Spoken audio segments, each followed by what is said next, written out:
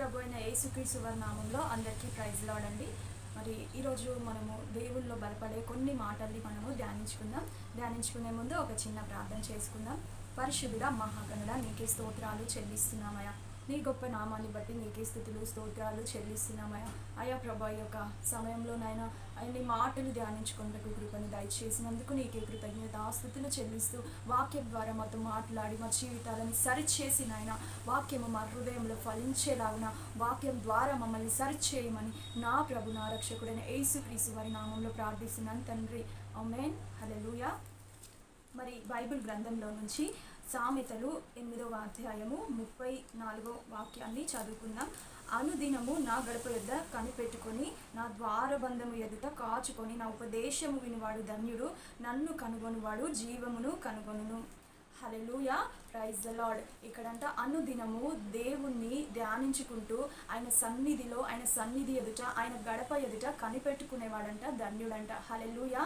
మరి ఆయనని కనుగొనేవారంట జీవముని కనుగొనువారుగా ఉంటారంట. దేవుని తెలుసుకున్న వారికంట జీవం ఉంటుందంట. హల్లెలూయా, ప్రైజ్ ద లార్డ్. ఈరోజు ఎంతోమంది దేవుడు తెలియని వారికి దేవుడి గురించి మనం పరిచయం చేసినప్పుడు వారు చెప్పే మాటలు ఏంటంటే, దేవుని ఎందుకు నమ్మాలి, దేవుణ్ణి నమ్మితే లాభం ఏంటి, మరి దేవుడి వలన మాకు ఏమొస్తుంది అని అనుకుంటూ ఉంటారు. అదేంటంటే దేవుణ్ణి నమ్మితే మరి ఏదో ఆశించి దేవుణ్ణి నమ్మొద్దు, కానీ దేవుణ్ణి అసలు ఎందుకు నమ్మాలి, దేవుడి మాటలు ఎందుకు గైకొనాలి, దేవుడి మాటల్ని మనం ఎందుకు అనుసరించాలి అనే విషయాలని మనం ఈరోజు తెలుసుకుందాం. ఫస్ట్ పాయింట్గా మనం చూసినట్లయితే దేవుణ్ణి తెలుసుకున్న వారికంట జీవంలోనికి నడిపించబడతారంట. హల్లెలూయా, ప్రైజ్ ద లార్డ్. మరి సామెతలు 8వ అధ్యాయము 35వ వాక్యాన్ని చూస్తే మరి నన్ను కనుగొని వారు జీవమును కనుగొందురు అని అంటే ఈరోజు దేవుణ్ణి మనము తెలుసుకున్నట్లయితే నిత్య జీవంలోనికి నడిపించబడతాము. ఈ సత్యాన్ని చెప్పినా కొంతమంది నమ్మరు. దేవుని వలన మాకు ప్రయోజనం ఏంటి, నా భార్య వలన నాకు ప్రయోజనం ఉంది, నా పిల్లల వలన నాకు ప్రయోజనం ఉంది, నా కొడుకుల వలన నాకు ప్రయోజనం ఉంది, నా భార్య చక్కగా నాకు పనులన్నీ చేస్తుంది, నాకు ఉద్యోగం చేస్తుంది, అదే విధంగా నాకు బోలెడంతా కట్నం కూడా తెచ్చింది, కాబట్టి నేను నా భార్యని నమ్ముతాను అని అనుకుంటారు కదా అండి. హల్లెలూయా. మరి ఈరోజు భార్యను నమ్ముతారు, కొడుకుని నమ్ముతారు, భర్తను నమ్ముతారు, బిడ్డల్ని నమ్ముతారు, కానీ దేవుణ్ణి మాత్రం నమ్మలేనటువంటి పరిస్థితిలో ఎంతో మంది ఉంటున్నారు. ఆదికాండము 1వ అధ్యాయము 1వ వాక్యాన్ని చదువుకుందాం.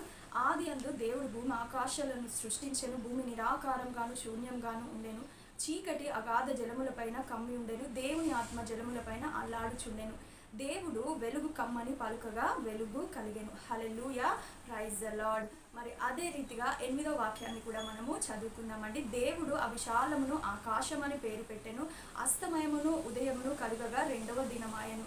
హల్లెలూయా, ప్రైజ్ ద లార్డ్. చూడండి, దేవుడంట మరి భూమి ఆకాశాలని సృష్టించాడంట. అదే రీతిగా మరి 5 రోజులు దేవుడు సృష్టిని అంతటిని కూడా సృష్టించి 6వ రోజు మనిషిని సృష్టించాడంట. 27వ వాక్యాన్ని మనము చదువుకుందామండి. దేవుడు తన స్వరూపమందు మనిషిని సృష్టించెను, స్త్రీగాను పురుషునిగాను వారిని సృష్టించెను, దేవుడు వారిని ఆశీర్వదించెను. ఎట్లనగా మీరు ఫలించి అభివృద్ధి పొంది విస్తరించి భూమిని నిండించి దానిని లోబర్చుకొనుడి. ఆమేన్. హల్లెలూయా. 6వ రోజు దేవుడు 5 రోజులు ఈ యొక్క భూమిని అంతటిని కూడా సృష్టించి 6వ రోజు మరి ఆయన స్వరూపమందు ఆయన పోలికగా మరి మనిషిని సృష్టించాడంట. హల్లెలూయా, ప్రైజ్ ద లార్డ్. మనిషిని సృష్టించడమే కాదు, కానీ మరి మీరు ఫలించి భూమిని నిండించండి అని దేవుడు వారిని ఆశీర్వదించారంట. హల్లెలూయా, ప్రైజ్ ద లార్డ్. మరి ఈరోజు దేవుణ్ణి ఎందుకు నమ్మాలి అని అంటే, ఈరోజు గాలిని మనము పీల్చుకుంటున్నాము, దేవుడు సృష్టించినటువంటి సృష్టిలో మనం బ్రతుకుతున్నాము, దేవుడు సృష్టించిన ఈ యొక్క భూమి మీద మనము పెద్ద పెద్ద కట్టడాలు కట్టుకొని మరి నివసిస్తున్నాము, కానీ ఆ సృష్టించినటువంటి దేవుణ్ణి మాత్రం మనం నమ్మడం లేదు. ఎంత బాధాకరమైన విషయం కదా అండి. భూమిలో నుంచి మరి ఎన్నో ఇంధనాలు, పెట్రోలు, కిరోసిన్, డీజిల్ మరి ఇవన్నీ కూడా తీసుకొని నేను వ్యాపారం చేసుకొని హ్యాపీగా బ్రతకడానికి నాకు ఈ భూమి ఉపయోగపడుతుంది అని ఆలోచిస్తాము, కానీ ఈ భూమిని సృష్టించిన దేవుని మాత్రం మనం నమ్మటం లేదు. ఈరోజు మనము పీల్చే గాలి కూడా దేవుని యొక్క సృష్టి. దేవుడు మనకి జీవాత్మని ఇచ్చి మనలో ఊపిరి పోసి మనల్ని బ్రతికించి మరి మీరు ఫలించి భూమిని నిండించండి అని దేవుడు ఈ యొక్క సృష్టిని అంతటిని సృష్టించి మనల్ని మాత్రము ఆయన స్వహస్తాలతో ఎంతో ప్రేమతో ఆ సింహాసనము దిగి వచ్చి ఆయన మనల్ని సృష్టించాడు. హల్లెలూయా, ప్రైజ్ ది లార్డ్. అంత దేవాతి దేవుణ్ణి మనం ఎందుకు నమ్మొద్దండి? అంత దేవాతి దేవుణ్ణి మనం ఎందుకు తెలుసుకోవద్దు? ఈ రోజున ఎంతో మంది దేవుణ్ణి ఎందుకు నమ్మాలి, ఎందుకు స్తుతించాలి, ఎందుకు మందిరానికి వెళ్ళాలి అనే ప్రశ్న ఉంటుంది. కానీ దేవుని యొక్క ఆశీర్వాదాల కోసం పరిగెడుతూ ఉంటారు. దేవుడు ఏదో మేలు చేస్తాడు అనే దేవుణ్ణి మేలుల కోసం పరిగెడుతూ ఉంటాం. కానీ అసలు దేవుణ్ణి మనం ఎందుకు స్తుతించాలి, దేవుని ఎదుట ఎందుకు మనం కనిపెట్టుకొని ఉండాలి అనే విషయాలను మాత్రం గ్రహించుకోసారి మనల్ని మనము పరిశీలించుకోవాలండి. హల్లెలూయా. మరి రెండోదిగా మనము చూసినట్లయితే ప్రతి మనిషి ఇలా లాభం కోసమే దేవుని నమ్ముతాడు, లాభం కోసమే మరి మందిరానికి వస్తాడు, ఆశీర్వాదాల కోసమే, దీవెనల కోసమే మందిరానికి వస్తున్నాం. కానీ అసలు ఎందుకు రావాలి, అసలు ఎందుకు నమ్మాలి, దేవుణ్ణి ఎందుకు స్తుతించాలి, దేవుణ్ణి ఎందుకు తెలుసుకోవాలి అనే విషయాన్ని గురించి మనము తెలుసుకుందామండి. మరి కీర్తనల గ్రంథము 82వ అధ్యాయము 6వ వాక్యాన్ని మనము చదువుకుందాం. మీరు దైవములనియు మీరందరూ సర్వోన్నతుని కుమారులనియు నేనే సెలవిచ్చి ఉన్నాను. హల్లెలూయా, ప్రైజ్ ది లార్డ్. మనల్ని దేవుని కుమారులుగా ఆయన చేసుకొని ఉన్నాడంట. హల్లెలూయా, ప్రైజ్ ది లార్డ్. మరి ఈరోజు దేవుని కుమారులు అంటే ఎలాగ ఉంటారంటే దేవుని యొక్క స్వభావాన్ని కలిగి ఉంటారు. దేవుని యొక్క స్వభావాన్ని మనము ధరించుకోవాలి. ఎలాగంటే దేవుని కుమారులుగా దేవుడు మనకి ఇంత అధికారం ఇచ్చినప్పుడు దేవుని యొక్క లక్షణాలు మనలో ఎందుకు ఉండట్లేదు అంటే దేవునికి నిలయంగా ఉండాల్సినటువంటి మన హృదయాన్ని, మన శరీరాన్ని సాతానికి నిలయంగా చేస్తున్నాం. అందుకోసమే దేవుడు ఉండాల్సిన స్థలములో, దేవుడు నివసించాల్సినటువంటి నా హృదయాల్లో సాతాను నివసించినట్లయితే దేవుని యొక్క స్వరూపం ఇంకా ఎక్కడ ఉంటుంది? దేవుని యొక్క స్వరూపం మనలో ఉండదు. ఎందుకంటే దేవుని వలె మనము నడుచుకున్నప్పుడే దేవుని యొక్క స్వరూపము మనలో ఉంటుంది. దేవుని పోలి మనము నడుచుకున్నట్లయితే దేవుని యొక్క ఆత్మ మనలో నివసిస్తుంది. హల్లెలూయా, ప్రైజ్ ది లార్డ్. ఈరోజు సాతాను యొక్క సమస్తమైన దుష్టత్వంతో హృదయాలు నిండుకొని కోపము, ద్వేషము, క్రోధము, మరి ఒకరంటే ఒకరికి మరి ప్రేమ పేరుతో చంపడము, క్రూరంగా హింసించడము, కట్నం పేరుతో హింసించడం, ఎన్నో విధాలైన స్వభావము మనిషిలో ఉంటున్నాయండి. దేవుడు నివసించాల్సినటువంటి హృదయంలో ఆ యొక్క సాతాను స్వభావము ఉన్నట్లయితే దేవుడికి ఆలయంగా ఎలా ఉంటుంది? అందుకే వాక్యం తెలియజేస్తుందండి, మీ దేహము దేవుని ఆలయం అని మీరు ఎరుగరా అని అంటున్నాడండి దేవుడు. హల్లెలూయా, ప్రైజ్ ది లార్డ్. మన దేహం అంట దేవుని యొక్క ఆలయం అంట. హల్లెలూయా. మన హృదయం అంట దేవుని యొక్క దేవాలయం అంట. హల్లెలూయా, ప్రైజ్ ది లార్డ్. ఈరోజు మన దేహాన్ని, మన హృదయాన్ని ఆ రీతిగానే ఉంచుకుంటున్నామా అండి? వాక్యం సరి చేసుకోవాలి, ప్రార్థన దేవునితో సహవాసము చేయాలి, ఆయన లక్షణాలని మనము కనుగొనాలి. ఆయనను వెతికినట్లయితే ఆయన మనకి దొరుకుతాడండి. హల్లెలూయా, ప్రైజ్ ది లార్డ్. యేసుక్రీస్తు ఒక మాదిరిగా మనకి చూపించి ఆయన ఆరోహణమై ఇప్పటికీ సజీవుడిగా మన మధ్యలో సంచరిస్తున్నాడండి. హల్లెలూయా. తండ్రి చెప్పిన మాటని నెరవేర్చి సత్య స్వార్థని ప్రతి ఒక్కరికి ప్రకటించి ప్రాణం పోయేంత వరకు కూడా తన ప్రేమని వ్యక్తం చేశాడు. అది కదండి దేవుడి యొక్క ప్రేమ, దేవుని యొక్క లక్షణం. హల్లెలూయా. యేసు ప్రభు ఎంత ప్రేమిస్తే మన కోసం ప్రాణం పెట్టాలి, ఎంత తను మనల్ని ప్రేమిస్తే సొంత కుమారుణ్ణే దేవాతి దేవుడు మన కోసం బలిగా అర్పిస్తాడండి. హల్లెలూయా, ప్రైజ్ ది లార్డ్. మరి దేవుని యొక్క ప్రేమ కేవలం దేవుని యొక్క తగ్గింపు, దేవుని యొక్క దీనత్వము మనం యేసుక్రీస్తు ప్రభువుని చూసి మనం ఎంతో నేర్చుకోవాలి. ఆయనను ఎంతో వెంబడించే వారంగా మనం ఉండాలి. హల్లెలూయా. 33.5 సంవత్సరంలో ఈ భూలోకంలో బ్రతికి ఆయన సువార్త చేసి రాజ్యం గురించి, నరకం గురించి, పరలోకము గురించి, నిత్య జీవము, రక్షణ గురించి ఆయన ప్రకటించి ఆయన ఒక మాదిరిగా మన ముందు దేవాతి దేవుడు మరి ఉంచాడండి. హల్లెలూయా, ప్రైజ్ ది లార్డ్. యేసు ప్రభు యొక్క దీనత్వము, ప్రేమ యొక్క లక్షణాలని మనం ధరించుకున్నట్లయితే మనిషిలో ఉన్నటువంటి క్రూరత్వాన్ని తీసివేసి దేవుడు మనిషిగా మార్చగలడండి. హల్లెలూయా, ప్రైజ్ ది లార్డ్. సౌలుని పౌలుగా మార్చినటువంటి దేవుడు అండి యేసుక్రీస్తు ప్రభు. మరి అపోస్తుల కార్యము 8వ అధ్యాయము 3వ వాక్యాన్ని మనము చూసినట్లయితే మరి సౌలు అయితే ఇంటింట వచ్చి పురుషులను, స్త్రీలను ఈడ్చుకొని పోయి చెరసాలలో వేయించి సంఘమును పాడు చేయుచుండెను. సౌలు పౌలుగా మారకముందు ఏ రీతిగా ఉండేవాడంట? ఎంతో హింసకుడు, దూషకుడు, హంతకుడు.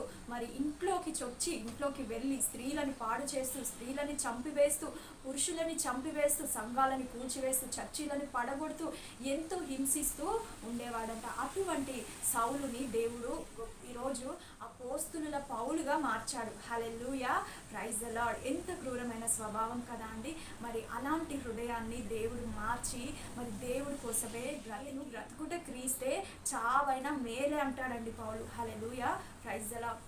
సమస్తమైన దుష్టత్వము మనిషిలో ఉంటుంది కనుక ఆ యొక్క దుష్టత్వం నుంచి విడిపించేది కేవలం ప్రభు అయిన యేసుక్రీస్తు ప్రభు మాత్రమే. హల్లెలూయా, ప్రైజ్ ద లార్డ్. ఇంకొక మాటని మనము చదువుకుందామండి. అపోస్తుల కార్యము 14వ అధ్యాయము 19వ వాక్యం నుండి, ఈకొనియ నుండి యూదులు వచ్చి జన సమూహములను తమ పక్షముగా చేసుకొని పౌలు మీద రాళ్ళు రువ్వి అతడు చనిపోయినని అనుకొని పట్టణము వెలుపలికి అతన్ని ఈడ్చిరి. అయితే 22వ వాక్యాన్ని కూడా మనము చదువుకుందాం. శిష్యుల మనస్సులను దృఢపరిచి విశ్వాసమందు నిలకడగా ఉండవలనని అనేక శ్రమలను అనుభవించి మనము దేవుని రాజ్యంలో ప్రవేశింపవలనని వారిని హెచ్చరించి, మరియు ప్రతి సంఘంలో వారికి పెద్దలను ఏర్పరిచి ఉపవాసం ఉండి ప్రార్థన చేసి వారి నమ్మిన ప్రభువునకు వారిని అప్పగించిరి. హల్లెలూయా, ప్రైజ్ ది లార్డ్. ఎంత గొప్ప సేవ పౌలు చేశాడు కదండి. పౌలు సువార్త చెప్తా ఉంటే ఎంతో మంది రాళ్ళు రువ్వి కొట్టి ఈడ్చుకొని వెళ్ళినా కూడా పౌలు వారిని క్షమించి మరి ఆ పట్టణంలో అనేకులకి సువార్త చెప్పి అనేకులని శిష్యులుగా చేసుకున్నాడంట. హల్లెలూయా.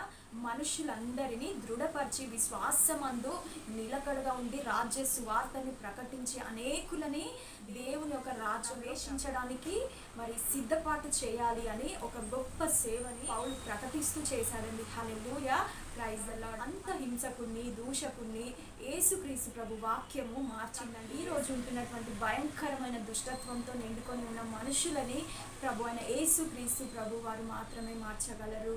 హల్లెలూయా, ప్రైజ్ ద లార్డ్. ఆయన మార్చడమే కాదు కానీ నిత్య జీవము, రక్షణ యేసుక్రీస్తు ప్రభు వారు మాత్రమే ఇచ్చేవాడు. హల్లెలూయా, ప్రైజ్ ద లార్డ్. మూడోదిగా మనము గమనించినట్లయితే దేవుని వాక్యం ద్వారా దేవుని వాక్యం మనకి ఏమిస్తుంది, దేవుని వాక్యం మనల్ని ఏ రీతిగా మారుస్తుంది అనే విషయాన్ని మనం తెలుసుకుందాం. కీర్తనలు 119వ అధ్యాయము 38వ వాక్యాన్ని మనము చదువుకుందాం. ఈ ఇచ్చిన వాక్యము మనుషులలో నీ భయమును పుట్టించుచున్నది, నీ సేవకునికి దాన్ని స్థిరపరచుము. నీ న్యాయ విధులు ఉత్తమములు, నాకు భయము పుట్టించుచున్నది. ఈరోజు మందిరానికి రండి, వాక్యం వినండి, ప్రార్థన చేయండి అంటే ఆ దేవుణ్ణి మేము తలుచుకుంటాము, దేవుడు మాకు గుర్తున్నాడు, ఆయన తలుచుకుంటాము అని అంటారు. కానీ వాక్యం వినకుండా నా హృదయాలు సరిచేయబడవు. హల్లెలూయా, ప్రైజ్ ద లార్డ్. వాక్యం వినకుండా, వాక్యము చదవకుండా నా హృదయాలు మార్చబడవు. హల్లెలూయా. అందుకే కీర్తనకారుడు ఏం చెప్తున్నాడు? యెహోవా ధర్మశాస్త్రం అందు అంట దివారాత్రములు దానిని ధ్యానించాలంట. హల్లెలూయా. మరి సమయం అనక వాక్యాన్ని చదువుతూ వాక్యాన్ని మన హృదయంలో నింపుకున్నట్లయితే చెడు చేయాలి అనే ఆలోచన కూడా రాదు. ఎందుకంటే వాక్యము దేవుడై ఉన్నాడు, వాక్యము దేవుడి యొద్ద ఉంది. ఆ వాక్యమే కృపా సత్య సంపూర్ణుడిగా మన మధ్య నివసిస్తుందంట.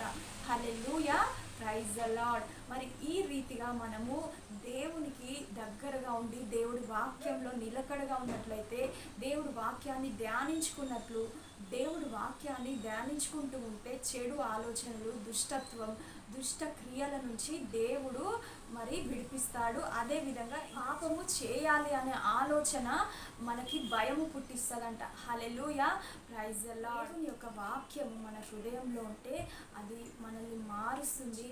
ఆయన రక్తం ద్వారా మన పాపాలు కడగబడి నిత్య జీవంలోనికి నడిపించబడతాము. హల్లెలూయా, ప్రైజ్ ద లార్డ్. మరి ఒక స్త్రీని కానీ పురుషుని కానీ మార్చగలిగేది అంటే, వారి పాపాలు క్షమించబడి నిత్య జీవంలోనికి నడిపించేది అంటే మరి యేసుక్రీస్తు ప్రభు కాచినటువంటి అమూల్యమైన రక్తంలో కడగబడితేనే తప్ప మరి ఇంకా ఏ దారి లేదు అని వాక్యము స్పష్టంగా తెలియజేస్తుంది. హల్లెలూయా, ప్రైజ్ ద లార్డ్. మరి ఈరోజే మనము యేసుక్రీస్తు ప్రభుని సొంత రక్షకునిగా అంగీకరించి మరి నిత్య జీవంలోనికి ప్రవేశిద్దామండి. హల్లెలూయా, ప్రైజ్ ద లార్డ్. మరి అందరం కూడా కళ్ళు మూసుకొని ప్రార్థిద్దామండి. మరి దేవా, ఈ వాక్యము ద్వారా నన్ను సరిచేయి, వాక్యం ద్వారా నన్ను సరిచేయి, నిత్య జీవము రక్షణలోనికి నన్ను నా కుటుంబాన్ని నడిపించయా అని దేవుణ్ణి వేడుకుందామండి. పరిశుద్ధుడా, మహాగణుడా, నీకే స్తోత్రాలు చెల్లిస్తున్నామయ్యా. అయా, ఎన్నో మాటల్ని మా ముందు ఉంచినందుకు నీకే కృతజ్ఞతాస్తుతులు చెల్లిస్తున్నామయ్యా. అవును ప్రభా, ఇదిగో నీ వాక్యము మా హృదయాలని సరిచేసేదని మాట్లాడావయ్యా. నీ వాక్యము సౌలుని పౌలుగా మార్చింది అని మాట్లాడావయ్యా. దేవుణ్ణి ఎందుకు నమ్మాలి అని అంటే, జీవం ఇచ్చినటువంటి దేవుణ్ణి నమ్మాలి అని తెలియజేసావయ్యా. సృష్టించినటువంటి సృష్టిని మాత్రం మన అవసరాలకి వాడుకుంటున్నాం. గాలిని పీల్చుకొని ఊపిరితో జీవిస్తున్నాము, నీ త్రవ్వి మరి ఎన్నో ఇంధనాలను తీసి అమ్ముకుంటూ బ్రతుకుతున్నాము. కానీ భూమిని ఆకాశాన్ని సృష్టించిన నిన్ను మాత్రం మేము తెలుసుకోలేకపోతున్నామయ్యా. అయా తండ్రి, మా కన్నులని తెరిపించి ప్రభా, నీ వాక్యం ద్వారా ప్రభా మమ్మల్ని సరిచేయండి అయ్యా. అయా, చెడు చేయాలనే ఆలోచన రాకుండా ఉండాలంటే ప్రభా, ఇదిగో వాక్యము ధ్యానించాలని కూడా మాట్లాడవయ్యా. నీకే స్తోత్రాలు చెల్లిస్తున్నామయ్యా.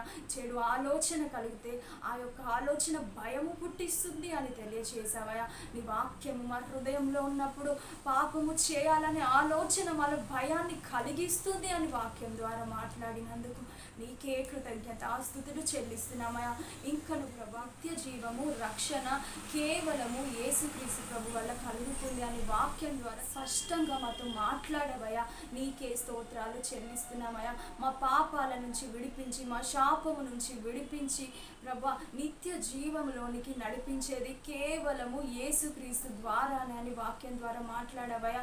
నీవు కార్చిన అమూల్యమైన రక్తం ద్వారానే మా పాపములు క్షమించబడతాయని మాట్లాడినందుకు నీకే కృతజ్ఞతాస్తుతులు చెల్లిస్తున్నామయ్యా. మా కుటుంబంలో రక్షణ పొందుకోలేని వారు రక్షింపబడే కృపని దయచేయండి. వాక్యంతో మాట్లాడండి. వాక్యము మా హృదయంలో ఫలింపచేయమని ప్రతి ఒక్కరు కూడా ప్రభా, ఇదిగో నిత్య జీవానికి ప్రభా అర్హులయ్యే కృపని దయచేసి నీ అమూల్యమైన రక్తంలో ప్రతి పాపము కడగబడి, ప్రతి ఒక్కరి పాపము కడగబడి రక్షణ పొందుకునే కృపని దయచేయమని ప్రభా నీకే స్తోత్రాలు చెల్లిస్తూ ఈ యొక్క కొద్ది ప్రార్థన నా ప్రభు, నా రక్షకుడైన యేసుక్రీస్తు వారి నామంలో ప్రార్థిస్తున్నాను తండ్రి.